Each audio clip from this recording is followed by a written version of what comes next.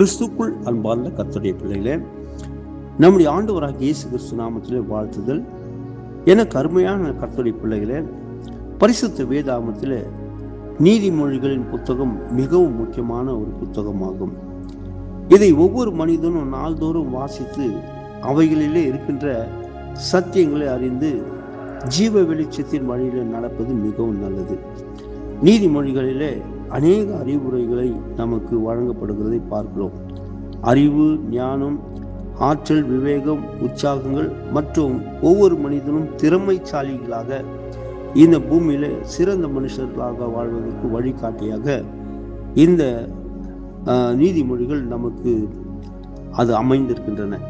இதை ஒவ்வொரு நாளும் நாள்தோறும் நாம் கவனமாக படித்து அதில் இருக்கிற சத்தியத்தின்படி நாம் உயர்ந்த நிலைக்கு வருவதற்கு நாம் ஒப்பு கொடுப்போம்.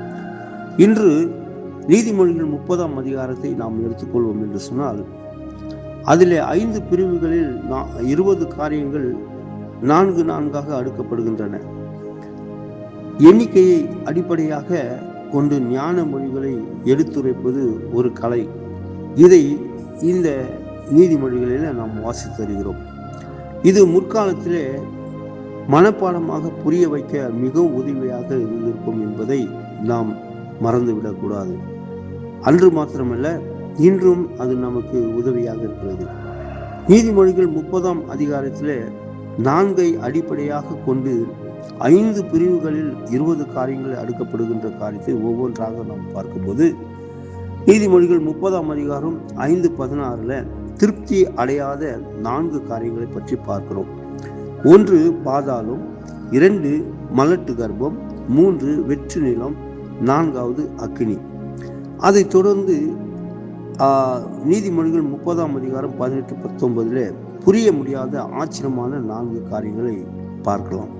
அது 1 ஆகாயத்தில் கழுகின் வழியும், 2வது கண்மலையின் மேல் பாம்பின் வழியும், 3வது நடுக்கடலின் கப்பலின் வழியும், 4வது ஒரு கன்னிகையை நாடிய மனுஷனுடைய வழி என்று சொல்லி பார்க்கிறோம். இது புரிய முடியாத ஆச்சரியமான 4 காரியங்களாக காணப்படுகின்றன. நீதிமொழிகள் 30ஆம் அதிகாரம் 21-23 பூமி தாங்கக்கூடாத 4 காரியங்களை பற்றி விவரித்துள்ளன.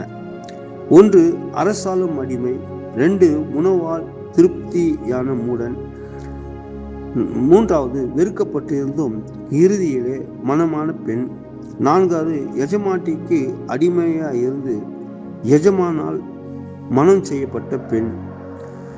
இது பூமி தாங்கக்கூடாத 4 காரியமாக இருக்கிறது. நீதிமொழிகள் 30ஆம் அதிகாரம் 24-28 வாசிக்கும் போது சிறிய வகையான ஞானமுடைய 4 காரியங்களை பற்றி நாம் பார்க்கிறோம். அவைகள் 1வது எறும்பு, 2வது குழிமுசல், 3வது வெட்டுக்கிளி, 4வது சிலந்தி.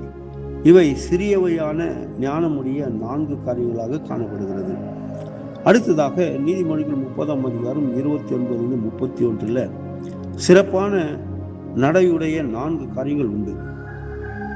அது 1வது சிங்கம், 2வது போர்க்குதிரை, 3வது வெள்ளாட்டுக்கடா, 4வது அரசன்.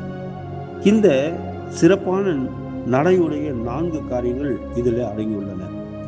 இந்த சிங்கம், போர்க்குதிரை, வெள்ளாட்டுக்கடா, அரசன் என்கின்ற பொருளுடைய காரியங்கள் மனிதனுடைய வாழ்க்கையில அது சிறப்பான ஒரு தகுதிகளில் உயர்ந்த மனிதனாக கொண்டு வருவதற்கு அந்த சிங்கம், போர்க்குதிரை, வெள்ளாட்டுக்கடா, அரசன் என்ற அந்த அடிப்படையில் வாழ்கிற மக்களுக்கு உயர்ந்த ஆசீர்வாதங்களை கர்த்தர் கொண்டு வருகிறார். இது தேவனுடைய பண்புகளுக்கு அடிப்படையாக கொண்டுள்ள ஒரு காரியம். தேவன் சிறப்பான நடையுடைய காரியங்களை நமக்கு அவர் மாதிரியாக வைத்திருக்கிறார்.